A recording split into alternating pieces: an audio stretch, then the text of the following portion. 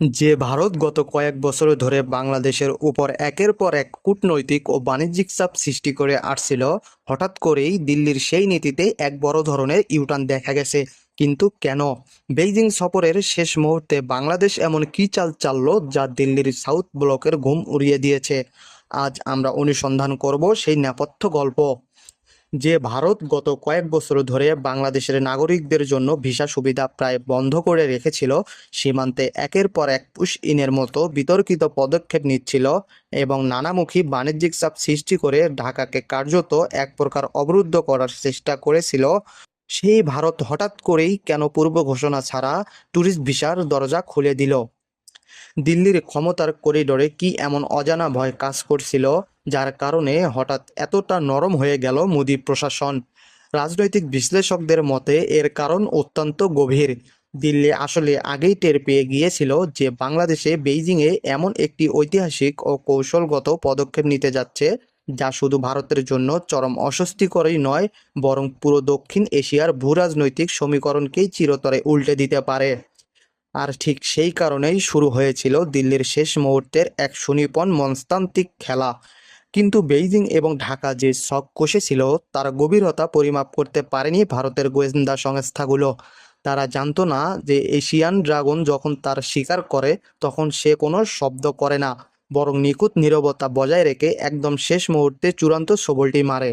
প্রধানমন্ত্রী তারেক রহমানের বেইজিং সফরে ঠিক আগের দিনগুলোতে আন্তর্জাতিক অঙ্গনে পরিস্থিতি ছিল অদ্ভুত রকমের উত্তেজনাপূর্ণ। বিগত কয়েক মাস ধরে ভারত একের পর এক চাপ সৃষ্টি করে আসছিল ঢাকার বর্তমান প্রশাসনের উপর। সীমান্তে অহেতুক উত্তেজনা তৈরি করা, দ্বিপাক্ষিক বাণিজ্য অলিখিত ও অঘোষিত বাধা সৃষ্টি করা এবং সাধারণ মানুষের ভিসা কার্যক্রমে দীর্ঘসূত্রিতা বা স্থগিতাদেশ, সব মিলিয়ে দিল্লির একটা বার্তাই পরিষ্কার ছিল, আর তা হলো বাংলাদেশ যেন ভারতের কৌশলগত অনুমতি বা সম্মতি ছাড়া অন্য কোনো বৈশ্বিক পরাশক্তির সাথে গভীর সম্পর্কে না জড়ায়। কিন্তু সফরে ঠিক আগ মুহূর্তে নাটকীয়ভাবে দিল্লি তাদের কঠোর অবস্থান বদলালো। যে দেশের নাগরিকদের তারা মাসের পর মাস ঝুলিয়ে রাখছিল, তাদের জন্যই আকস্মিকভাবে ট্যুরিস্ট ভিসা উন্মুক্ত করে দেওয়া হলো। কূটনৈতিক বিশ্লেষকরা এই ঘটনাকে ব্যাখ্যা করেছেন এক ধরনের কূটনৈতিক টোপ বা ডিপ্লোম্যাটিক টোপ হিসেবে। দিল্লি মূলত চাইছিল ঢাকাকে কিছুটা মনস্তাত্ত্বিকভাবে নরম করতে। তারা ভেবেছিল এই সামান্য ছাড়ের বিনিময়ে হয়তো বাংলাদেশ সরকার প্রধান বেইজিং সফরে গিয়ে এমন কোনো বড় দীর্ঘমেয়াদী কৌশলগত চুক্তি করবেন না যা ভারতের জাতীয় নিরাপত্তা এবং এই অঞ্চলে তাদের একক আধিপত্যের জন্য বড় ধরনের বিপদ তৈরি করতে পারে। এরপর শুরু হলো বহুল আলোচিত সেই চীন সফর। সফরের প্রথম দিন কাটলো অত্যন্ত নীরবে, দ্বিতীয় দিনও পার হলো কোনো বড় ঘোষণা ছাড়াই। ভারতের নীতি নির্ধারক মহল, ভারতের সাউথ ব্লকের শীর্ষ কর্মকর্তারা সহ বিভিন্ন গোয়েন্দা সংস্থা, থিঙ্ক ট্যাঙ্ক এবং দিল্লির মূলধারার মিডিয়া তখন একেবারে তীর্থের কাকের মতো অধীর আগ্রহে বসেছিল বেইজিং থেকে কোনো ব্রেকিং নিউজ আসে কিনা তা দেখার জন্য। কিন্তু সবাইকে অবাক করে দিয়ে প্রথমার্ধে খবর আসতে লাগলো বাংলাদেশ এবং চীনের মধ্যেও অত্যন্ত সাধারণ কিছু সমঝোতা স্মারক বা এমওইউ সই হচ্ছে। সেখানে দৃশ্যমান কোনো বড় চমক ছিল না। বহু প্রতীক্ষিত তিস্তা মহাপরিকল্পনা নিয়ে কোনো চূড়ান্ত ঘোষণা এলো না দ্বিতীয় পদ্মা সেতু কিংবা দ্বিতীয় যমুনা সেতুর মতো মেগা প্রকল্পের সরাসরি কোনো খবর। এমনকি বড় কোনো জন প্যাকেজ কিংবা বিশাল অঙ্কের দৃশ্যমান অর্থনৈতিক সহায়তার ঘোষণাও দেখা গেল না। এই পরিস্থিতি দেখে ভারতীয় সংবাদ মাধ্যমগুলো ধীরে ধীরে স্বস্তির নিঃশ্বাস ফেলতে শুরু করলো। দিল্লির নীতি নির্ধারকরা হয়তো মনে মনে ভাবছিলেন তাদের দেওয়া চাপ এবং ওয়াশিংটনের কূটনৈতিক নজরদারি কাজ করেছে। তারা ধরে নিয়েছিল ভারতের কঠোর সীমান্ত নীতি আর আন্তর্জাতিক চাপের মুখে পড়ে বাংলাদেশ হয়তো শেষ পর্যন্ত বেইজিংয়ের সাথে বড় কোনো কৌশলগত সিদ্ধান্ত নেওয়ার সাহস দেখাবে না। সফরটি একটি গতানুগতিক বা সাধারণ দ্বিপাক্ষিক আনুষ্ঠানিকতা হিসেবেই শেষ হতে যাচ্ছে, কিন্তু দিল্লির চাণক্য নীতিকে সম্পূর্ণ অন্ধ করে দিয়ে পর্দার আড়ালে চলছিল এক নিখুঁত ছদ্মবেশের খেলা। কারণ ইতিহাসের সবচেয়ে বড় ভূরাজনৈতিক আঘাতটা আসে একদম শেষ মুহূর্তে, সফরের ঠিক শেষ দিন, যখন প্রধানমন্ত্রী তারেক রহমান বেইজিং থেকে দেশে ফেরার সমস্ত প্রস্তুতি সম্পূর্ণ করেছেন। ঠিক সেই মুহূর্তে বেইজিংয়ের ঐতিহ্যবাহী গ্রেট হল অব দ্য পিপল থেকে এমন একটি যৌথ ঘোষণা এলো যা কার্যত দক্ষিণ এশিয়ার ভূরাজনীতিতে একটি পারমাণবিক বিস্ফোরণের মতো আঘাত হানল। ঘোষণা করা হলো মিয়ানমারকে সরাসরি যুক্ত করে এক ঐতিহাসিক চীন বাংলাদেশ অর্থনৈতিক ও বাণিজ্যিক করিডোর চালু করা হবে। এই একটি মাত্র ঘোষণার পর মুহূর্তের মধ্যেই ভারত সহ পুরো আন্তর্জাতিক কূটনৈতিক বিশ্ব স্তব্ধ হয়ে গেল। তারা বুঝতে পারল এটি কোনো সাধারণ রাস্তা, মহাসড়ক কিংবা সাধারণ কানেক্টিভিটি প্রকল্প নয়। এটি হচ্ছে এই শতাব্দীর অন্যতম বড় একটি গেম চেঞ্জার। এটি আসলে এই অঞ্চলের শক্তির ভারসাম্য পরিবর্তনের এক নতুন মানচিত্র। সাধারণ মানুষের চোখে মনে হতে পারে একটি বাণিজ্যিক রাস্তা তৈরি হচ্ছে, এটা নিয়ে এত হইচই করার কি আছে, কিন্তু এর ভিতরের কৌশলগত বাস্তবতা অত্যন্ত গভীর এবং বহুমাত্রিক। বাংলাদেশ ভৌগোলিক অবস্থানের কারণে এতদিন স্থলপথে কার্যত ভারতের একচ্ছত্র বলয়ের মধ্যে আটকে ছিল। আমাদের স্থল বাণিজ্যের সিংহভাগ নির্ভরতা ছিল ভারতের উপর। অন্যদিকে পূর্ব এশিয়ার বিশাল অর্থনৈতিক অঞ্চল, আসিয়ান মার্কেট এবং চীনের মূল বাণিজ্যের মূল স্রোতের সাথে বাংলাদেশের সরাসরি স্থলপথের যুক্ত হওয়ার কোনো সুযোগ ছিল না। এই নতুন করিডোর সেই পুরো দেওয়ালটিকে ভেঙে গুঁড়িয়ে দিল। মিয়ানমারের ভূখণ্ডকে ব্যবহার করে বাংলাদেশ এখন সরাসরি যুক্ত হতে যাচ্ছে চীনের বিশাল অর্থনৈতিক হাইওয়ের সাথে, যার সহজ অর্থ হলো স্থল বাণিজ্যের ক্ষেত্রে ভারতকে সম্পূর্ণ পাশ কাটিয়ে এক নতুন এবং স্বাধীন বিশ্ব বাণিজ্য পথের জন্ম হলো। তবে এই করিডোরের গুরুত্ব শুধু বাণিজ্যেই সীমাবদ্ধ নয়। গত কয়েক বছর ধরে বাংলাদেশের জন্য সবচেয়ে বড় মানবিক, অর্থনৈতিক ও জাতীয় নিরাপত্তা সংকট হলো রোহিঙ্গা সমস্যা। মিয়ানমার থেকে জোরপূর্বক বাস্তুচ্যুত হওয়া লাখ লাখ রোহিঙ্গা শরণার্থীর বোঝা বাংলাদেশের অর্থনীতি ও সামাজিক স্থিতিশীলতার উপর এক বিশাল চাপ সৃষ্টি করে রেখেছে। বাংলাদেশ এই সংকটের স্থায়ী সমাধানের জন্য বহুবার আন্তর্জাতিক সম্প্রদায়ের দ্বারে দ্বারে ঘুরেছে, জাতিসংঘে জোরালো সওয়াল করেছে, বৈশ্বিক স্তরে বহু কূটনৈতিক আলোচনা হয়েছে, কিন্তু মিয়ানমারের জান্তা সরকারের হঠকারিতার কারণে কোনো স্থায়ী সমাধান আসেনি। কারণ মিয়ানমারের সামরিক জান্তা বা বর্তমান শাসকরা আসলে বিশ্বের কারো কথাই পরোয়া করে না। কিন্তু এই পৃথিবীতে এমন একটি মাত্র রাষ্ট্র আছে যার কথা মিয়ানমার সামরিক জান্তা শুনতে বাধ্য, আর সেই পরাশক্তিটি হলো চীন। মিয়ানমারের কেন্দ্রীয় সেনাবাহিনী থেকে শুরু করে সে দেশের সীমান্তবর্তী অঞ্চলের শক্তিশালী আমেরিকান আর্মি, সব পক্ষের উপরে বেইজিংয়ের প্রভাব অত্যন্ত সুদূরপ্রসারী এবং শক্তিশালী।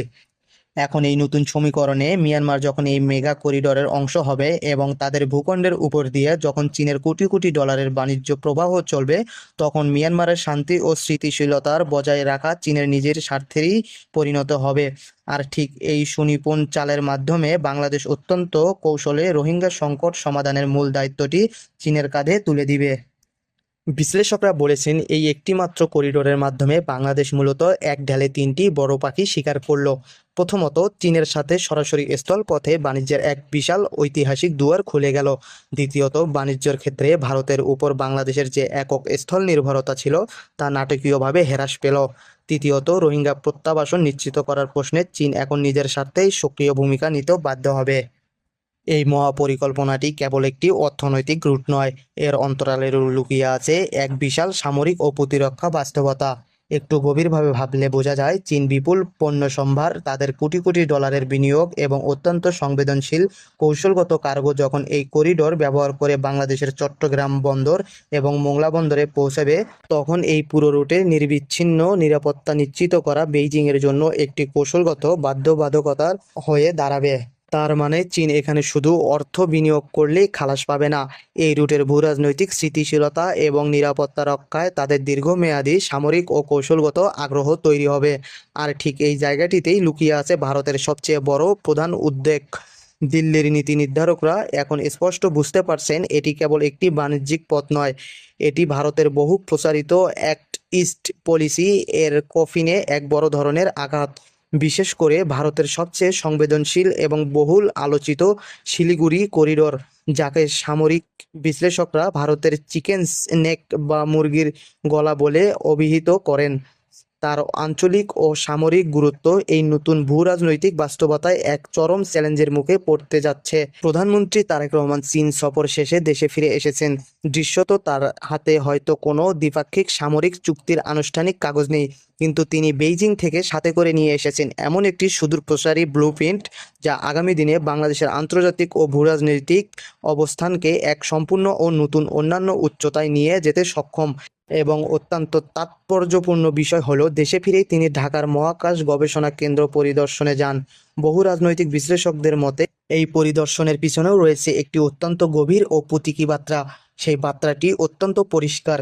বাংলাদেশ এখন আর দক্ষিণ এশিয়ার আঞ্চলিক রাজনীতির কোনো সাধারণ বা নীরব দর্শক মাত্র নয়।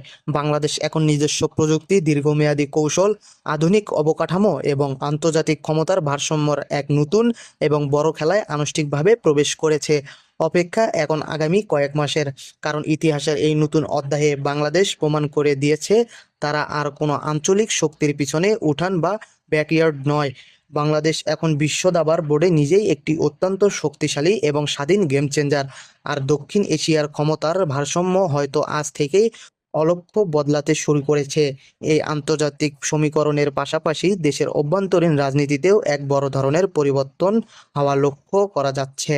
বিশেষ করে চীন সফর থেকে ফিরে আসার পর প্রধানমন্ত্রী তারেক রহমান এবং বিএনপির নীতিগত অবস্থানে জামায়াতে ইসলামীর প্রতি এক ধরনের দৃশ্যমান রাজনৈতিক উদারতা ও নমনীয়তা নীতি প্রকাশ পাচ্ছে। দলটি শীর্ষ পর্যায় থেকে জামায়াতের বিভিন্ন কর্মকাণ্ডের প্রশংসা করা হচ্ছে। জামায়াতের আমির বক্তব্যের প্রেক্ষিতে ইতিবাচক সাড়া দেওয়া হচ্ছে এবং জামায়াতের অতীত ও প্রয়াত নেতাদের ব্যাপারে তারা এখন অনেক পজিটিভ কথা বলেছেন। রাজনৈতিক বিশ্লেষকরা মনে করছেন এই কৌশলগত অর্থনৈতিক ঐক্যর বার্তা অত্যন্ত পরিষ্কার।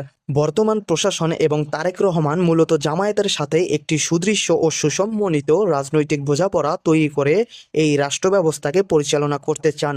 আর এর মূল উদ্দেশ্য হলো অভ্যন্তরীণ রাজনৈতিক স্থিতিশীলতা বজায় রাখা, যাতে প্রতিবেশী রাষ্ট্র ভারত দেশের ভিতরে কোনো ধরনের রাজনৈতিক ফাটল বা বিশৃঙ্খলা সৃষ্টি করার সুযোগ না পায়। চীনের এই মেগা করিডোর এবং দেশের অভ্যন্তরীণ রাজনৈতিক সমীকরণের একটি নতুন মোড়, সব মিলিয়ে দক্ষিণ এশিয়ার রাজনীতি এখন এক চরম উত্তেজনা পরিস্থিতির মধ্য দিয়ে যাচ্ছে। দর্শক, বাংলাদেশের এই ঐতিহাসিক ভূরাজনৈতিক চাল এবং ভারতের এই ক্রমবর্ধমান দুশ্চিন্তাকে আপনি ঠিক কিভাবে দেখছেন? আপনার মূল্যবান মতামত অবশ্যই আমাদের কমেন্ট বক্সে লিখে জানান।